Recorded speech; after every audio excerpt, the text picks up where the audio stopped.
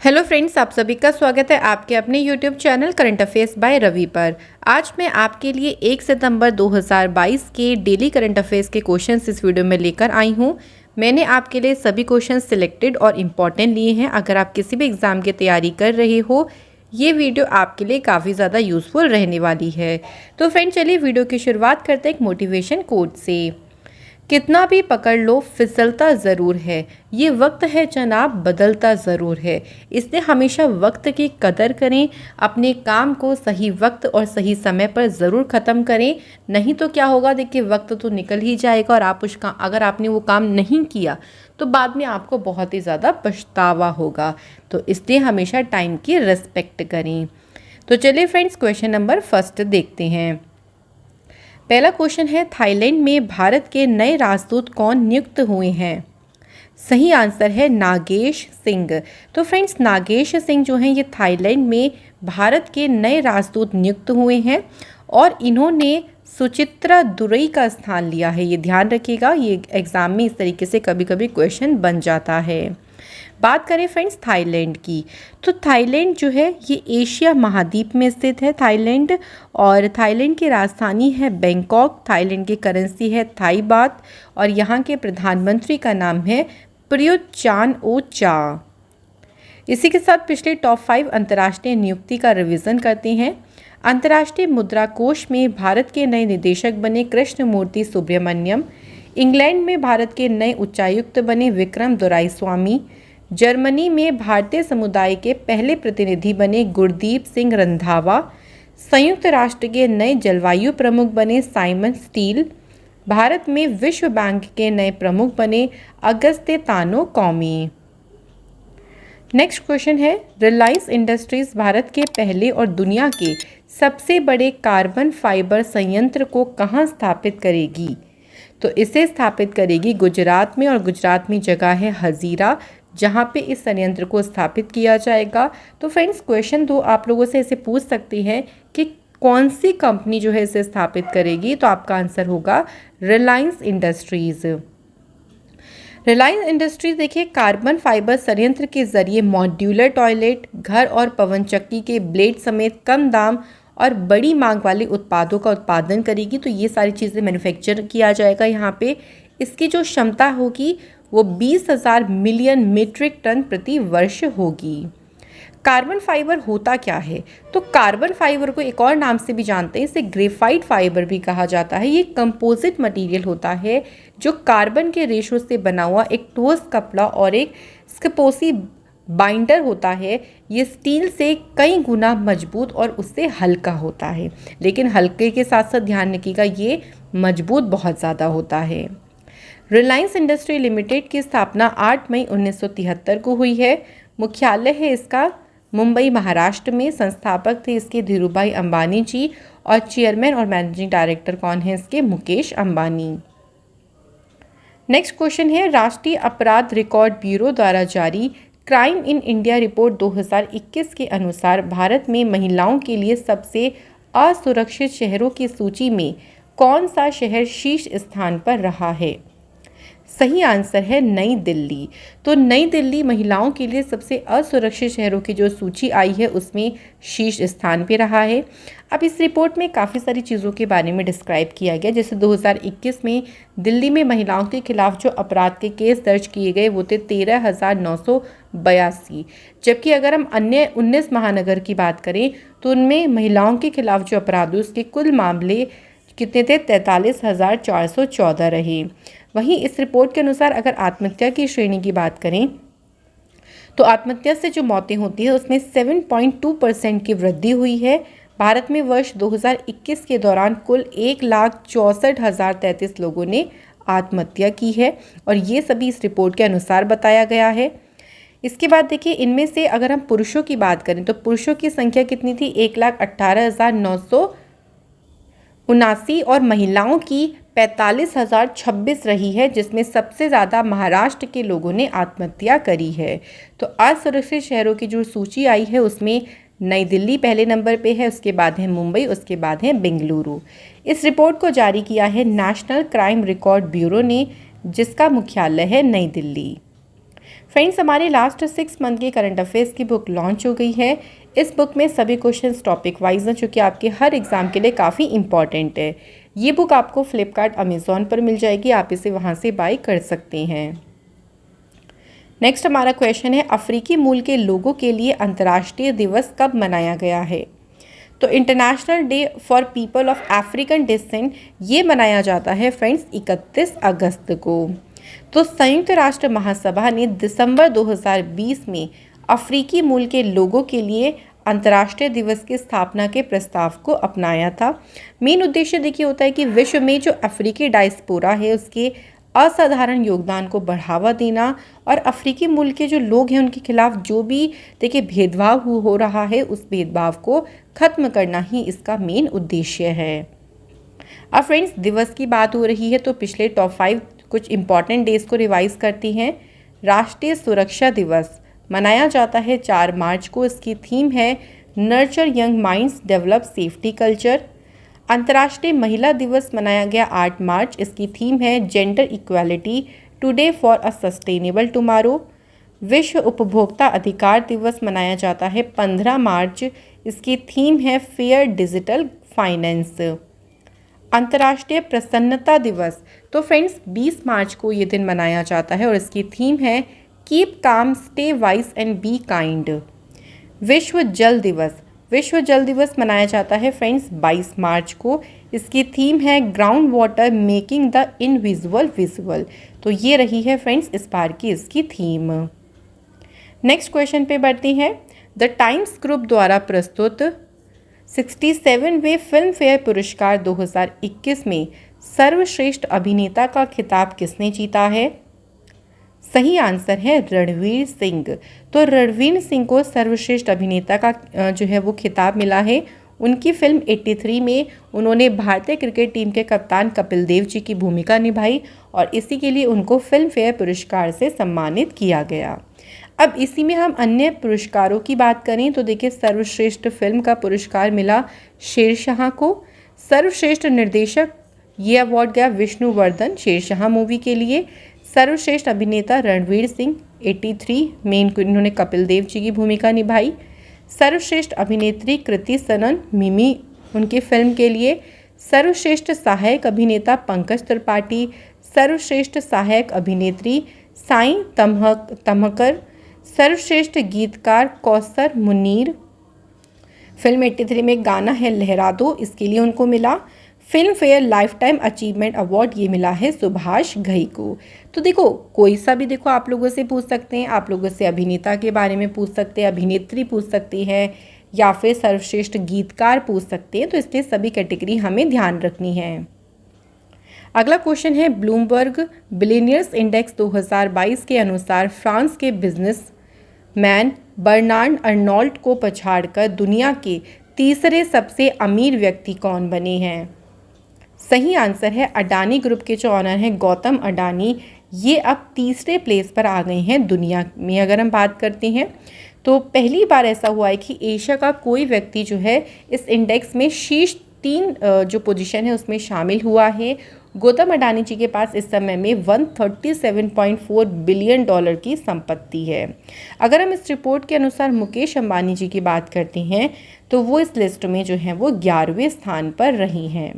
इस लिस्ट में पहले पोजीशन पे है एलन मस्क, सेकंड पे है जेफ बेजोस और अब तीसरे नंबर पे आ गए हैं गौतम अडानी। देखो फ्रेंड्स, ये लिस्ट बार बार चेंज होती रहती है क्योंकि आप सभी को पता है कि इनकम तो ऊपर नीचे होती रहती है। तो एग्ज़ाम से पहले थोड़ा सा इसको आप लोग ज़रूर एक बार अपडेट करें। किस राज्य या केंद्र शासित प्रदेश की पुलिस ने आम नागरिकों की मदद के लिए JK इकोप नामक मोबाइल एप्लीकेशन को लॉन्च किया है? तो फ्रेंड्स, जम्मू कश्मीर की जो पुलिस है उन्होंने JK इकोप नामक जो एप्लीकेशन है इसे लॉन्च किया है। इस एप्लीकेशन का यूज़ करके जो नागरिक हैं वो अपनी चरित्र प्रमाण पत्र या फिर कर्मचारी सत्यापन प्राप्त करने जैसी जानकारी का यहाँ पे अनुरोध कर सकती हैं।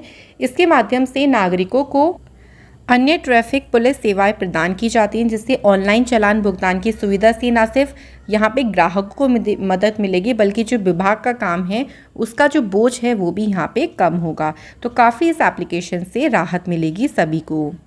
अगला क्वेश्चन है, हवा में जलवाष्प को पीने योग्य पानी में बदलने के लिए भारतीय मध्य रेलवे ने मेघदूत नामक मशीनें कहाँ स्थापित की हैं? तो ये जो मशीनें हैं मुंबई महाराष्ट्र में इन्हें स्थापित किया गया है। तो हवा से पानी निकालने की जो मेघदूत नाम की तकनीक है, इसे मैत्री एक्वाटेक ने मेक इन इंडिया के तहत विकसित किया है और इस मशीन का पूरा नाम है मेघदूत एटमॉस्फेरिक वाटर जनरेटर। तो ये जो है इसका पूरा नाम है। भारतीय मध्य रेलवे ने मुंबई में 6 स्टेशनों पर 17 कियोस्क लगाए गए हैं। इसमें से कौन कौन से हैं? देखिए, Chhatrapati Shivaji Maharaj terminus railway station और दादर रेलवे स्टेशन में 5-5, थाणे रेलवे स्टेशन में 4, Kurla railway station, Ghatkopar railway station और बिक्रोली रेलवे स्टेशन में एक एक जो है मशीन लगाई गई है। नेक्स्ट क्वेश्चन है, 50वां अखिल शुमंग लीला महोत्सव 2022 कहाँ शुरू हुआ है? सही आंसर है इम्फाल, मणिपुर में जो है ये जो महोत्सव है वो शुरू हुआ है। फ्रेंड्स, इस महोत्सव की बात करते हैं तो शुमंग लीला मणिपुर में रंगमंच का एक पारंपरिक रूप है। इस महोत्सव में महिला जो कलाकार हैं उनकी भूमिकाएं सभी पुरुष अभिनेताओं के द्वारा निभाई जाती है। मतलब जितने भी पुरुष होते हैं वो महिलाओं की भूमिकाओं को निभाते हैं और पुरुष पात्रों की भूमिकाएं महिला कलाकारों के द्वारा निभाई जाती है। तो बिल्कुल ऑपोजिट हो जाता है, पुरुष महिलाओं की करते हैं और महिलाएं जो है वो पुरुष की भूमिका निभाती हैं। अब फ्रेंड्स, यहाँ पे बात करते हैं थोड़ी सी मणिपुर की। तो आप देख सकते हैं यहाँ पे मणिपुर, ये जो स्टेट है वो मणिपुर लोकेटेड है और मणिपुर की राजधानी इम्फाल है। मुख्यमंत्री हैं एन वीरेंद्र सिंह, गवर्नर है यहाँ के ला गणेशन, मुख्य न्यायाधीश का नाम है पी वेंकट संजय कुमार। केबो लामसाओ राष्ट्रीय उद्यान ये मणिपुर में है और ये एकमात्र तैरता हुआ राष्ट्रीय उद्यान है, ये याद रखिएगा, लोकटक झील पर लोकेटेड है ये। 3 पड़ोसी राज्य हैं मणिपुर के, असम, नागालैंड और मिजोरम।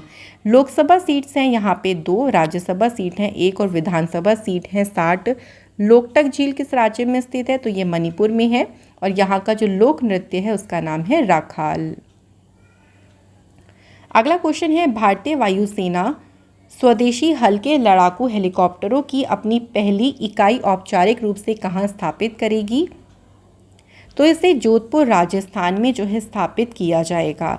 तो भारतीय वायुसेना देश के पश्चिमी बॉर्डर के पास जोधपुर एयरबेस में स्वदेशी अटैक हेलीकॉप्टर्स का स्क्वाड्रन बनाने जा रहा है। इस यूनिट की तैनाती से सीमा की जो निगरानी है वो और भी ज़्यादा आसान हो जाएगी और जो घुसपैठ या कोई आतंकी गतिविधि होती है उस पर भी लगाम लगाना बहुत ही ज़्यादा सरल हो जाएगा। इंडियन एयरफोर्स की स्थापना 8 अक्टूबर 1932 को हुई। मुख्यालय है नई दिल्ली। वायुसेना दिवस 8 अक्टूबर को मनाया जाता है। वायुसेना के महानिदेशक हैं संजीव कपूर, उप प्रमुख हैं संदीप सिंह। राफेल उड़ाने वाली पहली महिला पायलट कौन है? शिवांगी सिंह। वायुसेना में प्रथम भारतीय महिला फाइटर पायलट का क्या नाम है? भावना कंठ। वायुसेना में प्रथम भारतीय महिला पायलट का क्या नाम है? हरिता कौर देओल। नेक्स्ट क्वेश्चन है, अंतर्राष्ट्रीय स्पेस स्टेशन के लिए निर्धारित स्पेस क्रू 5 मिशन 2022 के साथ अंतरिक्ष में जाने वाली अमेरिका मूल की पहली महिला कौन बनेंगी? सही आंसर है निकोल मान। तो फ्रेंड्स, निकोल मान ये पहली अमेरिका मूल से ये पहली महिला बनेंगी। तो साल 2022 में देखिए जो स्पेस क्रू 5 मिशन है इसकी mission commander marine pilot Nicole Mann रहेंगी और इसी के साथ अमेरिकी मूल की पहली महिला होंगी जो कि अंतरिक्ष में जाएंगी। अब ये जो स्पेस क्रू 5 मिशन है ये नासा और स्पेस एक्स के द्वारा फॉल्कन 9 रॉकेट से अंतरिक्ष में भेजा जाएगा। इसी के साथ फ्रेंड्स पिछले टॉप 5 चर्चित महिलाओं की बात करते हैं, थोड़ा सा रिवाइज करें पॉइंट्स। तो पाक यानी जो पीओके वाला रीजन है उसकी दूसरी सबसे ऊंची चोटी K2 पर चढ़ने वाली पहली बांग्लादेशी महिला कौन बनी? वसीफा नाजरीन। अंतर्राष्ट्रीय मुद्रा कोष के पूर्व मुख्य अर्थशास्त्रियों की दीवार पर प्रदर्शित होने वाली दुनिया की पहली महिला बनी Gita Gopinath. America supreme court की पहली अश्वेत महिला जज बनी केतांजी ब्राउन जैक्सन। ऑक्सीजन के बिना माउंट एवरेस्ट पर चढ़ाई करने वाली पहली भारतीय महिला बनी है पियाली बसाक। भारतीय सेना की पहली महिला लड़ाकू पायलट बनी है अभिलाषा बराक।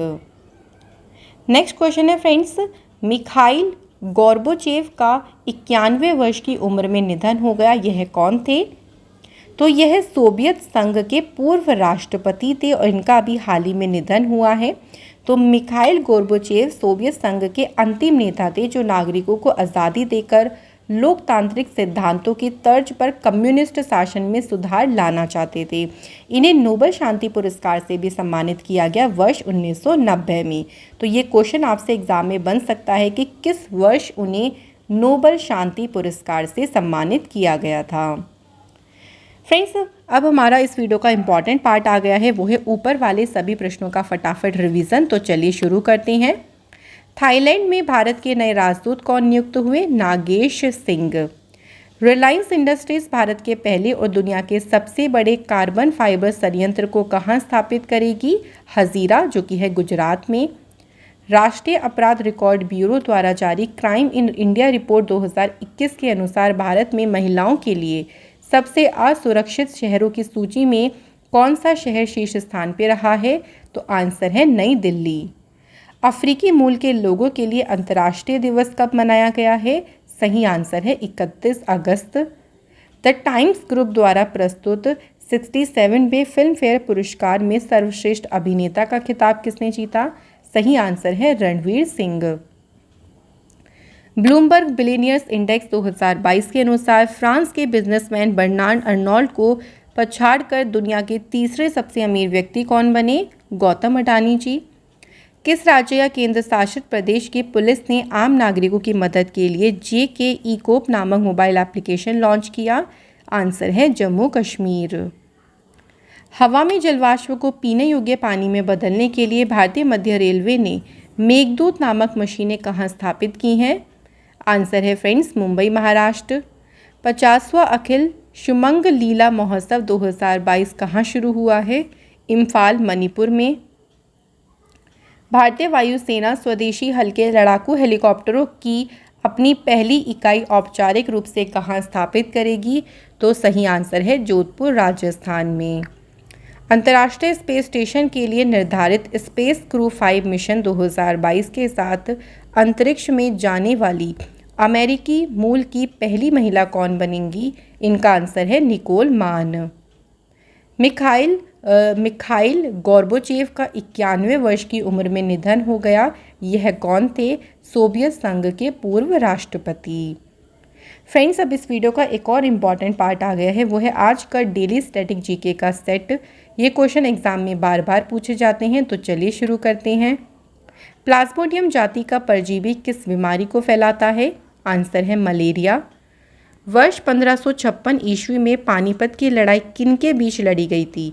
आंसर है तैमूरी शासक ज़हीर उद्दीन मोहम्मद बाबर और दिल्ली के सुल्तान इब्राहिम लोदी के बीच लड़ी गई थी पानीपत की लड़ाई। और ध्यान रखिएगा फ्रेंड्स कि जो लड़ाई हुई थी ना, इसमें जीत किसकी हुई थी? तो ये भी ध्यान रखिएगा कि जो इब्राहिम लोदी हैं, देखिए उन लोदी वंश जो है यहाँ पे समाप्त हो गया था और बाबर का दिल्ली आगरा में जो दखल है या कह लीजिए उनका शासन है वो शुरू हो गया था। तो बाबर की जो है वो इसमें जीत हुई थी। इसके बाद फ्रेंड्स ध्यान रखिएगा जो पानीपत का दूसरा युद्ध हुआ था ना, वो हुआ था 1556 ईस्वी में। तो 1556 ईस्वी में किस किस के बीच में हुआ था ये भी ध्यान रखिएगा। जो हिंदू शासक सम्राट हेमचंद्र विक्रमादित्य, इन्हें हेमू के नाम से काफ़ी जानते थे, और अकबर की सेना के बीच में पानीपत के मैदान में ये लड़ा गया था।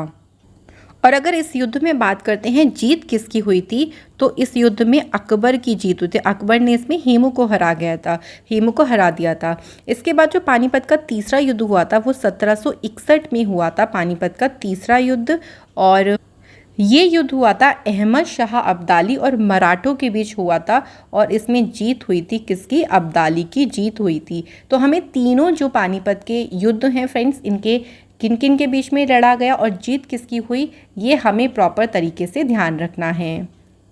नेक्स्ट देखिए, प्योंगयांग किस देश की राजधानी है? उत्तर कोरिया की। भौतिक मात्रा चुंबकीय क्षेत्र की ताकत की इकाई क्या है? एम्पियर प्रति मीटर।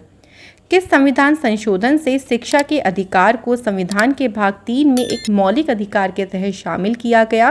तो इसके लिए जो संशोधन हुआ वो था 86वां संवैधानिक संशोधन। अच्छा, यहाँ पे मौलिक अधिकार की जो बात हो रही है, अगर हम मूल संविधान की बात करते हैं तो पहले 7 मौलिक अधिकार थे। लेकिन 44वें संविधान संशोधन के बाद जो संपत्ति का अधिकार है ना, इसे मौलिक अधिकार की सूची से हटाकर इसे अनुच्छेद 300 के ए में जो है कानूनी अधिकार के रूप में रख दिया। और अब कितनी है हमारे मौलिक अधिकार? टोटल 6। इसका वर्णन भाग 3 में है। अनुच्छेद 12 से लेकर अनुच्छेद 35 तक जो है मौलिक अधिकारों का वर्णन किया गया है। जैसे कि देखिए, पहला समता या समानता का अधिकार, फिर स्वतंत्रता का अधिकार, शोषण के विरुद्ध अधिकार, धार्मिक स्वतंत्रता अधिकार, संस्कृति और शिक्षा संबंधी अधिकार और संवैधानिक अधिकार। तो ये हमारे 6 इस टाइम पे मौलिक अधिकार हैं। राष्ट्रपति की कौन सी क्षमादान शक्ति के अंतर्गत दंड की प्रकृति को बिना बदले उसकी अवधि कम करी जा सकती है? तो उसे कहते हैं परिहार। किस स्थान से हड़प्पन समय के रथ की एक प्रतिमा प्राप्त हुई थी? आंसर है देमाबाद, महाराष्ट्र। नेक्स्ट है देखिए, मानव भूगोल का संस्थापक निम्न में से किसको कहा जाता है? कार्ल रिटर को। अल्पेशियन पर्वतमाला किस महाद्वीप में स्थित है? उत्तरी अमेरिका के पूर्वी भाग में। चंपारण से आरंभ हुआ प्रथम सत्याग्रह किस फसल की खेती के विरुद्ध किया गया था? नील, जिसे कहेंगे इंडिगो। अब फ्रेंड्स, हम पिछले माह के करंट अफेयर्स का रिवीजन करते हैं, तो चलिए शुरू करते हैं। भारतीय कृषि अनुसंधान परिषद के नए महानिदेशक कौन बने? हिमांशु पाठक।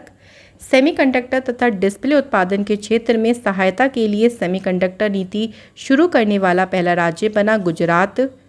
बिजली विभागों की परिचालन क्षमता और वित्तीय स्थिरता में सुधार लाने के लिए पुनरुत्थान वितरण क्षेत्र योजना को किसने शुरू किया? प्राइम मिनिस्टर मोदी जी ने। विश्व रेंजर दिवस कब मनाया गया? 31 जुलाई को। नागरिकों को सस्ती दरों पर यात्रा उपलब्ध करवाने के लिए ऑनलाइन सरकारी ई टैक्सी सेवा शुरू करने वाला पहला राज्य बना केरल। बांग्लादेश में भारत के नए राजदूत नियुक्त हुए? प्रणय वर्मा। प्रेस सूचना ब्यूरो के नए प्रधान महानिदेशक बने हैं सत्येंद्र प्रकाश। महिलाओं को उनके संवैधानिक अधिकारों के बारे में जागरूक करने के लिए मुख्यमंत्री मेहतारी न्याय रथ यात्रा ये शुरू करी छत्तीसगढ़ की सरकार ने। बर्मिंघम राष्ट्रमंडल खेल ने भारत के लिए किस खिलाड़ी ने पहला स्वर्ण पदक जीता? सबसे पहला स्वर्ण पदक जीता था मीराबाई चानू ने भारोत्तोलन में। बुनालू महोत्सव 2022 किस राज्य में मनाया गया है? सही आंसर है तेलंगाना। फ्रेंड्स, अब इस वीडियो का लास्ट पार्ट आ गया है, वो है कल वाले प्रश्नों का टेस्ट। आप सभी अपने आंसर मुझे कमेंट बॉक्स में ज़रूर बताइएगा। तो चलिए शुरू करते हैं। मिस डिवा यूनिवर्स 2022 का खिताब किसने जीता है? सही आंसर है दिविता रॉय। भारतीय तटरक्षक बल ने सेरेक्स 2022 नामक 10वें राष्ट्रीय समुद्री खोज और बचाव अभ्यास का आयोजन कहाँ किया है? चेन्नई, तमिलनाडु में फ्रेंड्स इस अभ्यास का आयोजन किया गया। बैडमिंटन टूर्नामेंट BWF विश्व चैंपियनशिप 2022 में पुरुष एकल खिताब किसने जीता है? आंसर है डेनमार्क के विक्टर एलिक्सन। राष्ट्रीय लघु उद्योग दिवस कब मनाया गया है? सही आंसर है 30 अगस्त को नेशनल स्मॉल इंडस्ट्री डे मनाया गया। दक्षिण भारत का सबसे लोकप्रिय त्योहार ओणम उत्सव किस राज्य में शुरू हुआ है? सही आंसर है केरल। नेक्स्ट क्वेश्चन है, प्रधानमंत्री नरेंद्र मोदी जी ने 1745 करोड़ रुपए की लागत से बनी दुनिया की सबसे लंबी शाखा नहर का उद्घाटन कहाँ किया? सही आंसर है कच्छ, गुजरात में। किस संस्थान ने छात्रों की शिकायतों के समाधान के लिए ई समाधान नामक पोर्टल लॉन्च करने की घोषणा की है? आंसर है विश्वविद्यालय अनुदान आयोग, नई दिल्ली। लग्जरी कार निर्माता कंपनी मर्सिडीज बेंज इंडिया के नए MD CEO कौन बने हैं? आंसर है संतोष अय्यर। केंद्रीय पर्यावरण मंत्री भूपेंद्र यादव ने भारत की 7500 किलोमीटर लंबी समुद्र तट रेखा की सफाई के लिए स्वच्छ सागर सुरक्षित सागर अभियान को कहां से शुरू किया? तो फ्रेंड्स, इस अभियान को पुदुचेरी से जो है वो शुरू किया जाएगा। कैडेट विश्व चैंपियनशिप 2022 में स्वर्ण पदक जीतने वाली भारत की पहली महिला जूडो खिलाड़ी कौन बनी है? आंसर है लिंथोई चेनम्बम। फ्रेंड्स, इसी के साथ हमारे क्वेश्चंस कंप्लीट होते हैं। आज की वीडियो में हमने पढ़ा टॉप 12 करंट अफेयर्स के क्वेश्चन, साथ ही में हमने रिवीजन पर काफ़ी ज़्यादा फोकस किया है। स्टैटिक जीके के इंपॉर्टेंट क्वेश्चंस कवर करिए, पिछले माह के करंट अफेयर्स का रिवीजन किया और आप सभी के साथ कल वाले प्रश्नों का टेस्ट भी किया। इसी के साथ फ्रेंड्स हमारी वीडियो कंप्लीट होती है। Thank you so much for watching this video.